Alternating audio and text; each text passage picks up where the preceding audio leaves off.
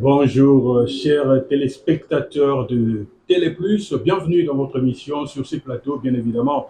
Une émission qui vous parle de plusieurs sujets culturels, politiques, et nous recevons des invités. Les invités, ils peuvent être culturels, politiques et autres. Au cours de cette émission, avant déjà, je vous présente l'artiste. Je vous présenterai l'artiste à travers ses œuvres. Et nous allons partir et on reviendra juste. Oui, c'est compris, c'est bien votre artiste. Béa alias Bendosson qui est déjà sur ce plateau, que je salue. Bonjour Bendosson. Bonjour, merci Jack. Bendosson, vous êtes ancien sociétaire de l'orchestre Viva la Musica, Oui, Nouvelle Écriture, oui, de Papa Wemba. oui, Vous avez fait chemin tant d'années avec l'artiste oui. qui nous a quittés en 2016. Alors, Bemba, on va parler du parcours, pardon, Bendo, on va parler du parcours, votre parcours au sein de cette organisation culturelle. Euh, je rappelle, vous avez commencé, comment vous êtes entré d'abord dans la nouvelle écriture? Je pense que l'année était 92, hein, 92. Non, je suis entré effectivement en 92, mais c'est en 91 que Papa Mba nous a découvert. Pendant ce temps-là, nous étions encore dans Tambour-les-Valois. Avec Titi Levallois. Voilà. Et il y avait lui, il était venu à Kinshasa depuis qu'il était parti en 86. Il est revenu pour la première fois en 91. Et il y avait une manifestation de l'association Banakin avec le vieux Godard, Kimbuta et le fait Teddy Kinsala, qui s'était passé là où actuellement on a érigé le stade municipal de Massina. Et après cette manifestation-là, Papa a été l'invité de Banakin. Et on lui demande, ben, tu vas pas nous laisser comme ça, il faut chanter pour lui. Il dit, mais comment je vais chanter parce que je suis tout seul, le groupe n'est pas avec moi. On lui a proposé qu'il y a un groupe ici, Tambour Les Valois, qui interprète bien les chansons de Viva la Musica. On va louer les instruments, on va donner un petit cachet à ce groupe-là pour qu'ils puissent vous accompagner. Et après la prestation, il était content, il s'est étonné comment on interprétait Viva. Il nous a demandé comment le groupe s'appelle, on lui a dit Tambour Les Valois. Et puis il a dit, ben, à partir d'aujourd'hui, moi je vous baptise la musique, vous devenez Tambour Les Valois la musique. Je rentre sur Paris. Là, il parle avec maintenant Titi Levallois. Je rentre sur Paris. Je reviens l'année prochaine parce que j'ai un contrat. Mais je vais juste jouer avec les musiciens qui sont restés à Kinshasa parce que ceux qui étaient en Europe n'avaient pas encore de documents régularisés. Mais j'aurais besoin de trois chanteurs de ces groupes. Ça, c'est 92 même. Il arrive à 92. Titi Levallois amène trois chanteurs, dont Gianni Kalouji, Babel et puis Jim Glebo, ben moi, il ne m'a pas amené. Le premier jour, deuxième jour de répétition, un de petits détitiers, voilà, que nous appelons souvent dans notre langage de musicien, bureau. Il vient à la maison et me dit, mais je pense que là-bas, la personne qui manque, c'est toi. Parce que depuis que nous sommes allés là-bas pendant les 2 jours, je vois que papa n'est pas encore satisfait. Ouais, comment est-ce que je vais faire maintenant pour y arriver parce qu'on ne m'a pas invité? Non, c'est un peu des cascadés. J'ai cascadé. Je suis allé voir les responsables du studio Meko, celui qui était là, qui gardait les studios, s'il pouvait me mettre déjà dans les studios pendant que les musiciens ne sont pas encore là. Et il a accepté. Il m'a caché là-bas. Parce que lui-même, il m'a dit, dès que papa me rentre, personne ne rentre. Et la porte reste fermée, on n'ouvre plus. Je dis, ah, là, c'est déjà bon. Quand il est venu, voilà, je ne pouvais plus sortir. Je suis là en train de regarder comme un spectateur. Une fois, deux fois, ça n'a pas marché. Il demande à Titi Levallois, est-ce qu'il n'y a pas un autre jeune? Titi Levallois m'a regardé, mais il voulait se tourner le visage pour, comme s'il n'y avait rien. Et même moi, je me suis prêté moi-même. J'ai dit, papa, moi, je suis là. Et il me regarde. Toi, tu connais les chansons? Je dis oui. Il regarde ceux qui étaient assis. Il dit, ouais. Il choisit Gianni Kalodji. Tu peux lui céder ta place, je vais un peu l'entendre. Quand je partais là, j'ai dit, ben, moi, je vais m'asseoir là-bas définitivement. Je suis allé, le vieux débat voulait prendre le micro pour commencer la chanson. Et lui, il dit, non, laisse-les commencer, je vais l'entendre. Je commence la chanson, je vais voir prendre son micro, on est parti. Il dit, ah ben là, c'est fini. Quelle chanson tu connais encore? J'ai dit, je connais toutes les chansons. Ah, il était sûr. Toutes les chansons? J'ai dit oui. Je connais toutes les chansons. Est-ce qu'on peut jouer ça? J'ai dit oui. Et c'était parti comme ça. À la fin de la répétition, il dit à Titi Levala, Mais c'est le monsieur que moi j'ai cherché, c'est celui-là. Lui, c'est lui le numéro un. Numéro un à Bangoye. Et c'est comme ça que ce nom-là avait commencé number one. C'était ce jour-là, le premier jour de notre enfant. Ah oui, une belle histoire, Ouais. un beau parcours quand même. Mais j'ai envie de savoir, je voudrais que vous expliquiez un peu comment étaient vos rapports avec euh, Papa Wemba tout ce temps. Parce que quand même, c'est quelqu'un, moi je l'ai eu à pratiquer Ouais. à l'extérieur et il semblait beaucoup humain. Comment Ouais. il était avec vous? Oui, ça je vais confirmer cela parce que de 92, il est revenu en 93, 94. En 93, il nous promet, non, 94, que je viendrai avec deux chanteurs de Viva la Musica de Paris parce qu'ils sont maintenant régularisés. Euh, on était là, moi, le colonel Jagger, son ami, quand nous sommes allés l'accompagner à l'aéroport. Il nous a dit, donc, il nous a promis qu'il reviendra avec deux musiciens, donc, entre autres, deux de nos aînés de Viva la Musique à la base, Tino H et Eddie Amissi. Et quand il est venu, on était encore à l'aéroport parce que chaque fois qu'il venait ou qu'il partait, je l'accompagnais toujours à l'aéroport avec le colonel Jagger. Il revient tout seul. Pendant qu'on était dans le salon d'honneur, le colonel Jagger lui pose la question, mais comment tu n'as pas mené Je dis, non, mais j'étais surpris et j'étais vraiment déçu par leur comportement. Et il était tout triste, quoi. Et on a fait des productions. À la fin, quand on l'accompagnait pour retourner, arrivé là-bas à l'aéroport, je lui propose maintenant, je dis, papa, est-ce qu'on ne peut pas monter un groupe ici avec les jeunes de notre âge et qui seront disponibles pour toi à tout moment. Il m'a juste regardé, mais il n'avait pas répondu. Quand il est arrivé à Paris, il a appelé les colonels Jagger pour qu'on me fasse un passeport pour que j'aille rejoindre le groupe à Paris. À 95, on m'a fait les passeports. Il y avait les vieux Jess à cette époque-là qui étaient relations publiques de Papa Wemba, qui était venu me chercher à Massina, là où j'habitais. On m'a fait les passeports, j'attendais le voyage et ça venait pas. Après, du coup, il a changé. David a dit non, le petit ne vient plus, mais je pense que je dois monter un groupe là-bas sur place à Kinshasa, comme on s'était dit, qui sera basé sur lui.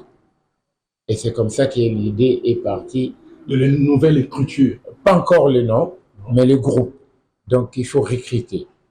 Alors, on a donné la date, on a fait les communiqués, on doit recruter, que les gens viennent. Ils étaient nombreux, plus de 1000 personnes, hein, les chanteurs, parce qu'on recrutait que les chanteurs, pas les instrumentistes. Et on les a recrutés comme ça. Donc, ils devaient revenir pour voir les groupes et on devait aller à Bujumaï pour l'ouverture d'une compagnie brassicole là-bas. Donc, lui venait 3 jours, juste 3 jours avant le départ. Donc, il devait trouver déjà les groupes bien ainsi et puis avec le répertoire que nous allons exécuter en Bujumaï. Quand il est venu, et bien voilà, c'est parti, on a fait quelques tournées. Et après, une fois, on commençait à sortir, aller en Côte d'Ivoire, Kenya, tout ça. Je lui demande, papa, mais pourquoi vous continuez à appeler ces groupes Viva la musique à Elkin? C'est comme si nous, on restera seulement à Kinshasa, quoi. On aimerait aussi faire nos preuves. On ne veut pas être seulement à Kinshasa en train d'interpréter. Elle me pose la question, est-ce que toi, tu sauras faire des chansons par rapport à tout ce que tu me demandes? Je dis oui, bien sûr. Je dis, ok, d'accord, on va se voir encore le mois prochain au Kenya. Amenez-moi un exemplaire d'une ou deux chansons que je vais entendre. Si c'est bon, je vais louer les studios à Paris et vous amener un arrangeur pour cela. Et nous sommes allés là-bas au Kenya. Vous avez amené une chanson? Oui, je lui ai donné la cassette. Il dit non. Est-ce que vous pouvez exécuter ça comme ça? Oui, j'ai appelé Rama, j'ai appelé Christian, le clavieriste. Nous étions dans sa chambre et j'ai chanté Et faux perso. Il dit, ah, mais c'est déjà bien ça. Ah oui, donc c'est toi qui as écrit la chanson? J'ai dit oui. Ah, d'accord, comme ça, je suis d'accord avec vous. Je vais amener le studio de Paris et l'arrangeur qui est Maïka Mounan. Et elle nous a amené les studios. Maïka Mounan est venu, on devait enregistrer au studio Bobongo, mais il y avait trop de monde qui venait nous déranger. Et Maïka Mounan Moukouba s'est décidé, non, ici on va nous déranger. On traverse à Brazzaville, on va très loin là-bas, vers l'hôtel Pilot, du côté de l'IAD. On s'est choisi un hôtel là-bas, c'est là qu'on a enregistré. Papa est venu, avant les enregistrements. Il nous appelle, moi et Moukouba Maïka à côté. Il me dit, ben toi, tu me dérangeais beaucoup par rapport à tout ça. Et voilà l'occasion. C'est maintenant ou jamais. soit tu réussis les coups, on continue, soit si ça échoue, moi j'ai déjà mon chemin que je me suis déjà tracé, que je vais continuer. Mon coup, moi je te laisse avec les petits. Et quand on a enregistré, le temps de remplir les fichiers, beaucoup nous demandent les chansons, c'est quoi les titres, c'est qui le compositeur, c'est quoi les groupes. J'ai dit, vive la musique. Elle dit, mais non, mais j'ai travaillé avec Vive la musique là-bas, ici encore, vive la musique. J'ai dit, non, mais là, il faut appeler ça Vive la musique à nouvelle écriture. Lui, il n'a même pas posé de questions, il a juste écrit Vive la musique à nouvelle écriture. Arrivé sur Paris, quand il a amené le produit chez le producteur, M. Père, s'est appelé Papa Wemba. Papa Wemba vient regarder les fichiers, on a écrit Vive la musique à nouvelle écriture. Mais Maïka, c'est quoi nouvelle écriture? Finalement, les petits que tu m'avais dit que je dois travailler avec lui, c'est lui qui a dit que ça doit s'appeler nouvelle écriture parce que moi, je me posais la question, j'étais dans la confusion qui est vive ici et vive là-bas. Je dis, ah, papa, il m'a dit, c'est lui qui a donné ces noms-là. Ok, d'accord, laissez ça comme ça, on appelle aussi album Nouvelle Écriture et le groupe aussi Nouvelle Écriture. Donc, c'est un album éponyme. Voilà. Ok, d'accord. Mais Ben Dousson, alors, c'est vrai, ça se trouve qu'il y a vraiment beaucoup de choses que vous avez eu à faire ensemble. Ouais. Alors, quand est-ce que vous avez commencé à produire, hormis FO Perso, d'autres albums? Comment c'était en fait, les déplacements?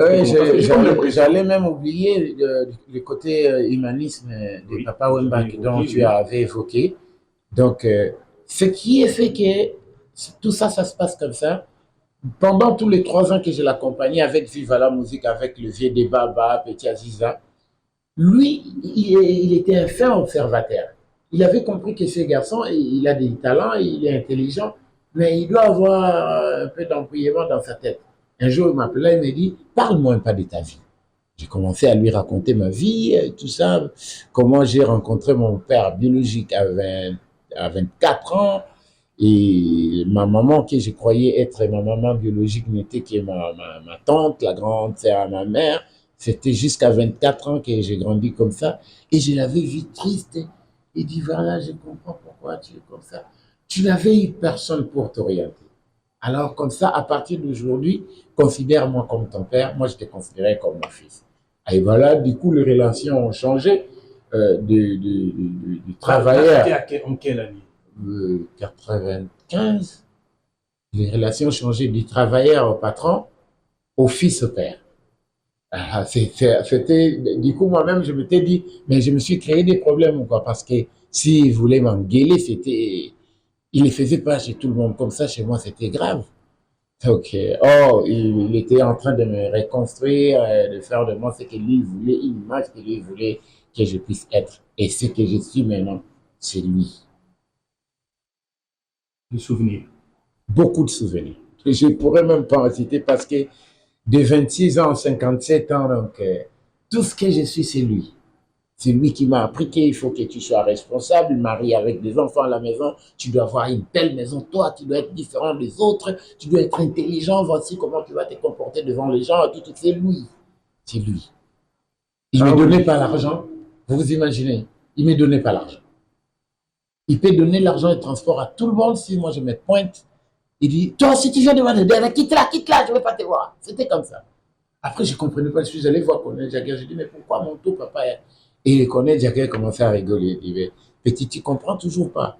Ton vieux considère que vous êtes deux leaders. Pourquoi toi, tu dois lui demander l'argent? Et il y a des fois, les répétitions se terminent comme ça, les instrumentistes sont là, ils le regardent. Qu'est-ce que vous attendez? Non, papa, les transports. Allez-y là-bas, Ben de paix, ça va rendre le transport. Même si j'en avais pas.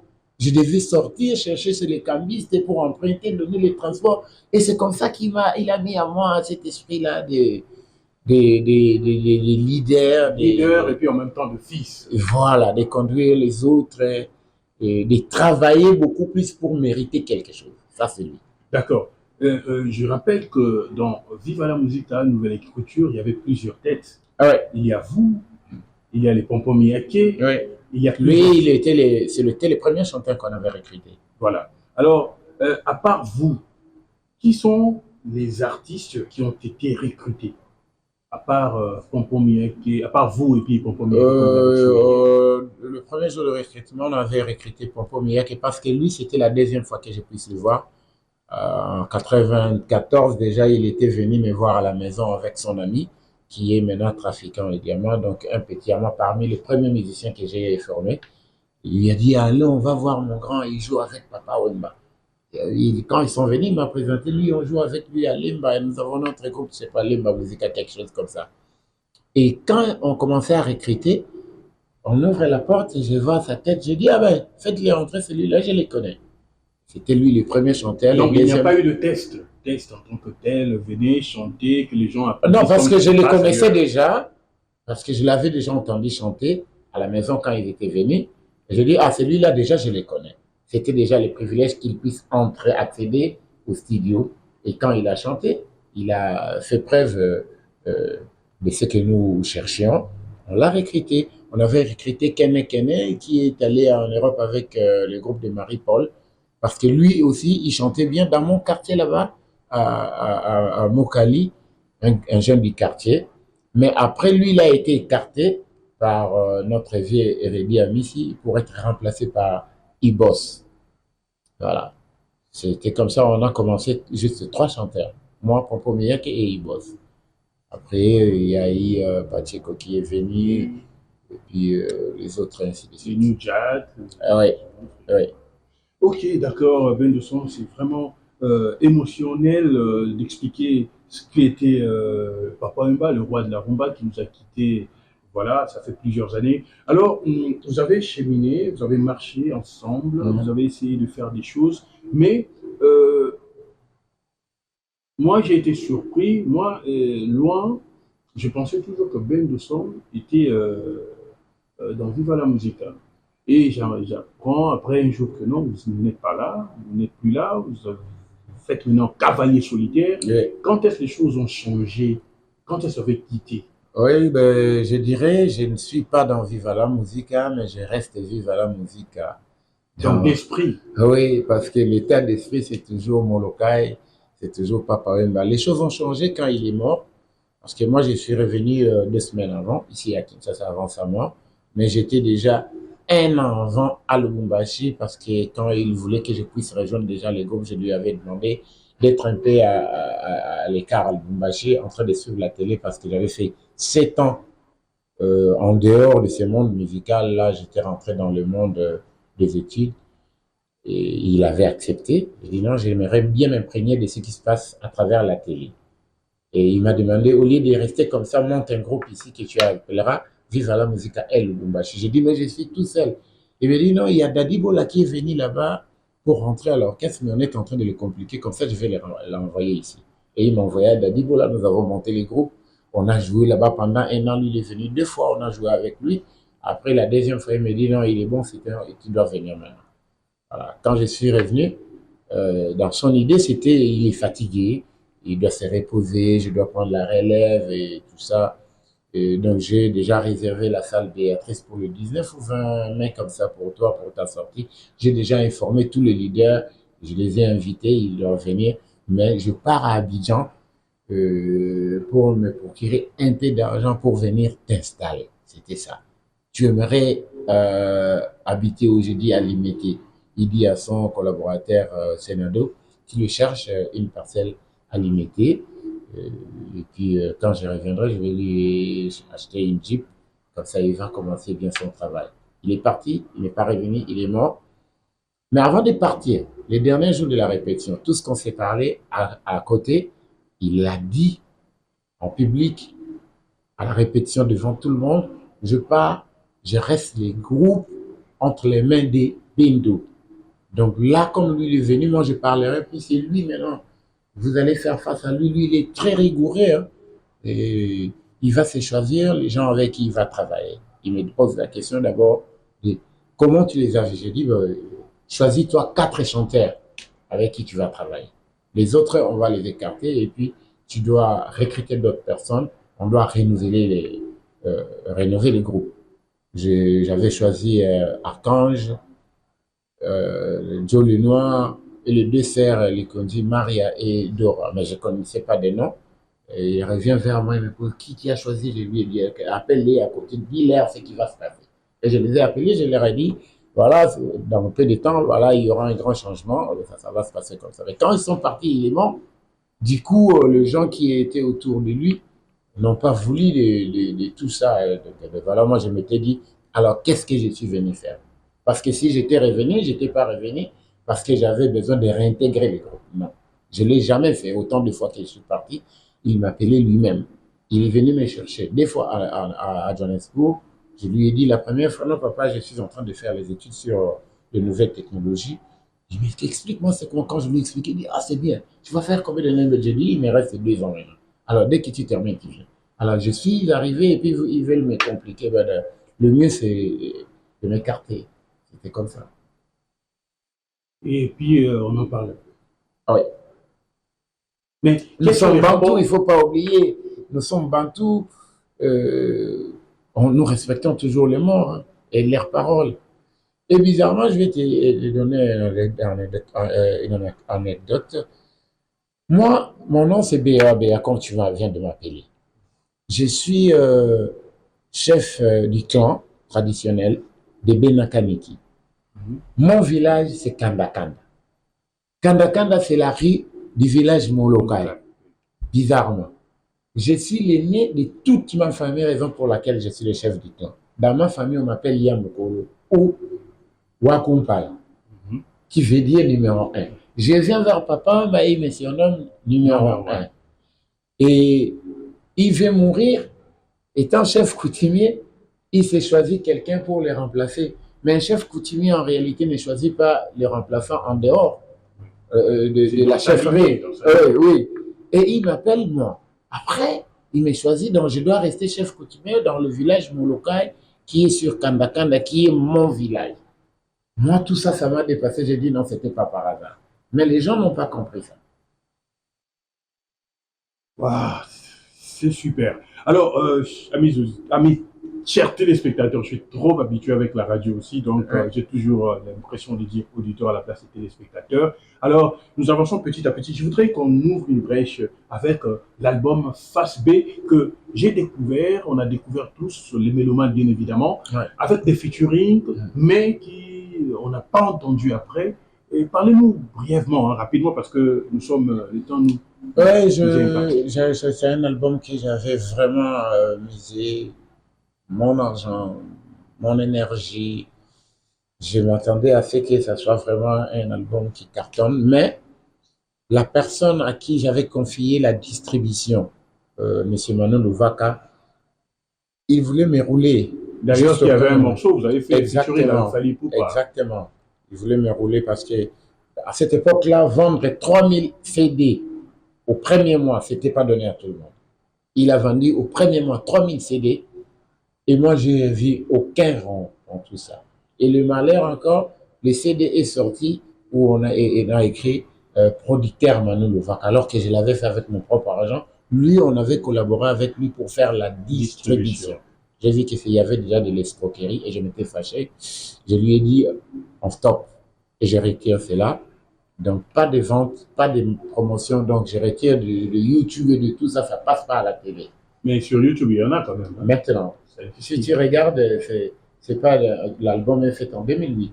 Tout ce que tu verras sur YouTube, c'est mis en ligne en 2017, 2018, parce que par rapport aux gens qui demandaient les chansons, sinon, tout ce temps-là, de 2008 à tout ce temps-là, j'avais dit, ben, ce sont mes chansons, c'est mon argent. Mieux vaut asseoir cela que de laisser quelqu'un profiter de mon savoir.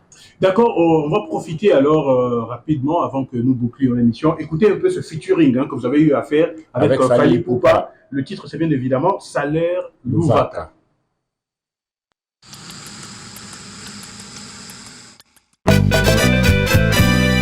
Le méga leader Manon Louvaka Okandenge Bakolela Armen Kaba Chris Ibanga Misha Marciano Nanya Pindolanga Basusio Ekotinga Motema Etinga Minga na Beleli na Bato Manon Louvaka Mila Kufao José Kitato Nedombia Nyonso tokolonaka yango mpe tokobuka mabe okosala enjour ekozongela yo bangaka mpe makambo. William Sayela nanongisaki mibali ya baninga oyo babala keswaka boye topusa tika tomona makambo lifuta masumu tosala tokozwa basi ya moningo yeba soki ekomeli yo manu baka Joveli Faso Abdul Daya Shop Claude Moussaï, l'homme des grands événements. nabangaki ezalaki kiyake ndenge nazalaki kobima na mibali ya bato kodekushe na bango mpe koshi na bango kokotisa mokulu mpe kobenganisa bamama na mabala. Dario Kindongo, le producteur de la décennie. nabangaki ezalaki kiyake ndenge nazalaki kobima. Eh bien, ça, c'était bien le featuring Saler Louvaka avec l'artiste Fally Ipupa. Ouais. Hein. D'un côté, quels sont vos rapports? C'est mon jeune frère que j'apprécie beaucoup, que j'aime parce qu'il m'aime. Voilà, la réciprocité. Mais il semblerait que Ben Dosson est beaucoup téméraire. D'abord, on divorce à tout bout de champ, à tout moment. Et en même temps, hormis ça, Ben Dosson, ses vérités sont acceptées par quasiment personne. Il n'a pas la langue dans sa poche. Ben, c'est ça. Dans ce monde, quand tu dis la vérité, on t'est. Donc, sinon, il faut faire comme tout le monde.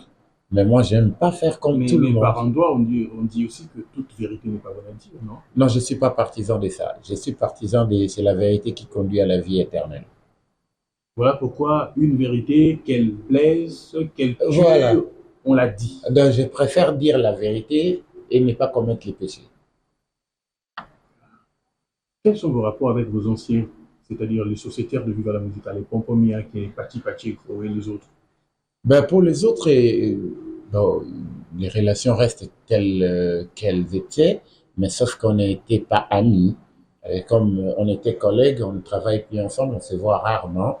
Mais avec les autres avec lesquels on vient de se séparer, vraiment, je dirais pas que les relations sont bonnes, sont vraiment très mauvaises parce que ils sont passés à la télé pour diffamer sur moi que j'ai escroqué $400 qu'on devait payer au studio, dont l'argent en réalité et il n'avait que $150 et l'argent aussi a été payé. Donc, faute de ramener les chansons, on ne pouvait pas enregistrer. Et jusqu'à présent, le monsieur du studio attend toujours que quand nous serons prêts, qu'on aille enregistrer. Voilà, moi j'avais trouvé ça vraiment très malhonnête. Je suis un parent, je suis 6 fois grand-papa. Donc, mon honneur comme ça ne pouvait pas être fini. Donc, les problèmes étaient en justice, je pense. Ah, vous avez emmené ça en justice? Oui, oui, Wow. Vous avez amené ça jusque là-bas. oui. Mais c'est pas aussi une façon d'être téméraire, ça? C'est entre frères, non, n'est-ce pas? Non. Vous pouvez se régler autrement? Non. Entre frères, on se dit pas des choses comme ça, on ne diffame pas comme ça, surtout à la télé, dans les réseaux sociaux. Vous voyez, c'est suyer quelqu'un, c'est pas bien. Alors que si entre frères, même s'il y a quelque chose, on se parle d'abord. On s'est jamais parlé. J'ai jamais vu leurs lettres. J'ai jamais vu une interpellation venant par rapport à qu'on se parle, par rapport à tout ça. J'ai suivi ça à la télé. La lettre, je l'ai vue sur les réseaux sociaux. Vous voyez un peu, s'ils m'avaient considéré comme leur frère, ils n'allaient pas agir de la sorte. Vous gardez un sentiment amer entre Oui. les deux? Oui, donc c'est parmi les mauvais souvenirs. Ok, alors nous avançons petit à petit vers la fin de cette émission, chers téléspectateurs de Télé Plus. Alors nous allons prendre, certainement ça va être le dernier morceau, un dernier extrait. Nous allons prendre ce morceau, hein, c'est pour immortaliser Papa Wemba, Ouais. Malgré. Ah oui. Voilà, dans ce morceau, il y a un problème, les morceaux, la chanson est écrite par quelqu'un, un garçon de Makete, mais qui vit à Paris, le Pomba est en coma. Bon, Lui, il voulait que Papa Wemba chante la chanson. Et le jour de l'enregistrement, Papa Wemba lui dit non, je vais envoyer quelqu'un, il va le faire. Il était très déçu. Oh non, papa, c'est avec toi que nous nous sommes entendus. Il dit non, mais je sais pourquoi. Et je vais là-bas, je trouve la musique faite avec les textes seulement. Alors, je devais créer la mélodie dans cette musique-là. Et je l'ai fait. Après, le monsieur appelle Papa Wemba pour dire mais c'est pas possible ce que lui il a fait. Quand tu écoutes cette chanson-là, la plupart des places où tu entends comme Papa Wemba, c'est moi-même qui ai fait et la deuxième voix et la première voix. Là où je m'arrêtais, il venait juste corriger avec la voix fine. Mais c'est moi qui ai fait tout ça. Ok, d'accord. Écoutons ça et bien nous allons revenir.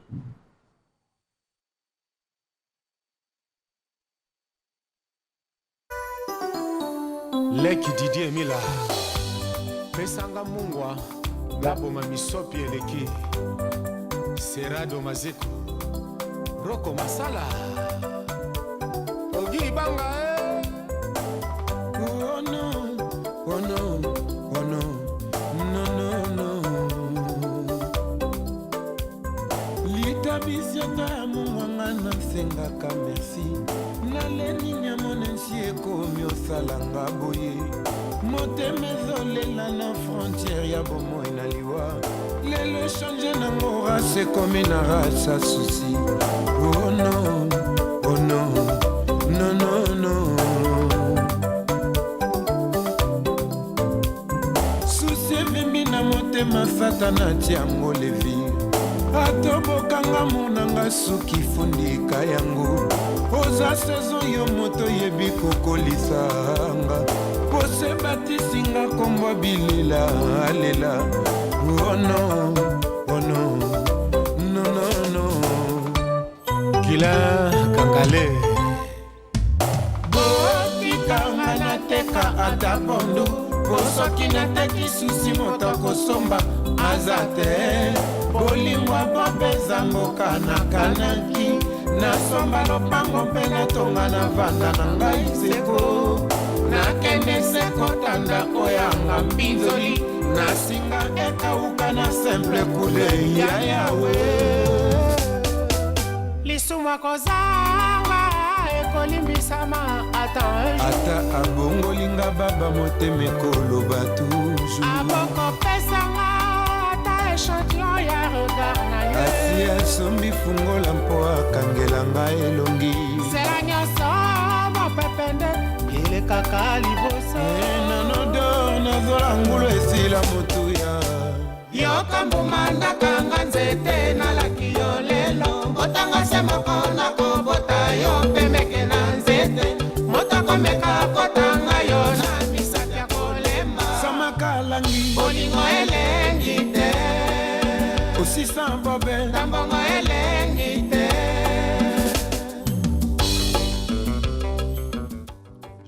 Et oui, nous sommes de retour sur ce plateau. C'était bien le morceau Malgré featuring avec Papa Wemba. Oui. Et ça, c'était en 80, combien, 18 99. 19. Oui. 99. Parle-nous un peu de comment a été composé ce morceau. Je sais pas, j'étais pas là. Mais c'est Didier Mila, lui, il donne des chansons à plusieurs artistes, Madilou, Papa Wemba, et il faisait avec Kofi Olomide et tout ça. Quand il a ramené la chanson à Papa Wemba, pour que Papa Wemba chante, le jour d'enregistrement, Papa Wemba lui dit non, je vais envoyer quelqu'un, il va le faire à ma place. Je dis mais non, papa, c'est avec toi qu'on s'était parlé. Il dit non, sois calme, il va mieux le faire. Et je suis allé, j'ai trouvé les textes et la musique faite par Michel Lorenz, un des grands rangeurs là-bas. Et j'ai commencé à chanter. Et après, Didier Mille appelle Papa Wemba. Je suis surpris avec les gars. Il dit, mais je t'avais dit, moi je les connais, toi tu les connais pas. D'accord, des belles histoires. C'était ainsi, nous avançons vers la dernière ligne de cette émission. Hein. Donc voilà. Alors, nous allons boucler, mais avant tout, les perspectives, Ben Dawson.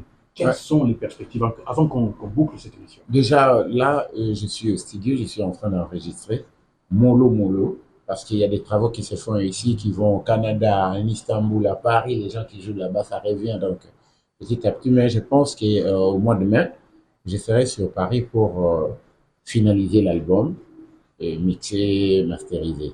Mais Non. les noms de l'album, je sais pas encore le nom de l'album, mais il y a des très très belles chansons.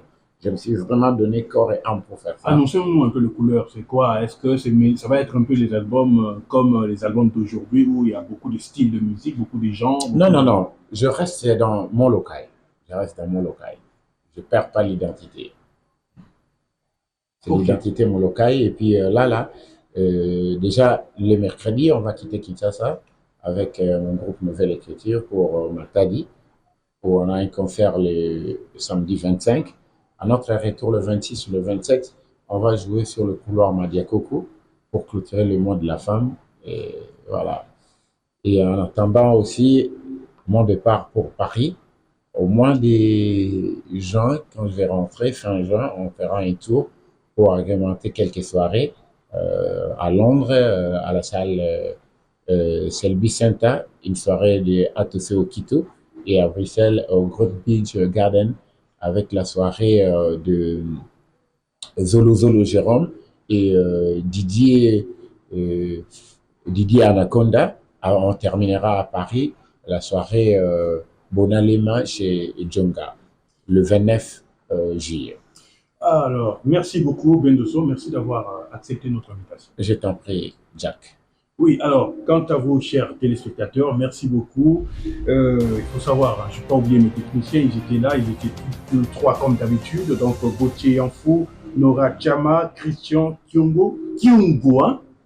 J'espère que je n'ai pas écorché son nom. Et on se retrouve prochainement, même télévision. Et n'oubliez pas d'aller sur nos différentes plateformes, Télé Plus RDC pour YouTube, et puis Télé Plus RDC pour YouTube, bien évidemment, et Télé Plus simplement pour Facebook. Merci et à bientôt. Ciao.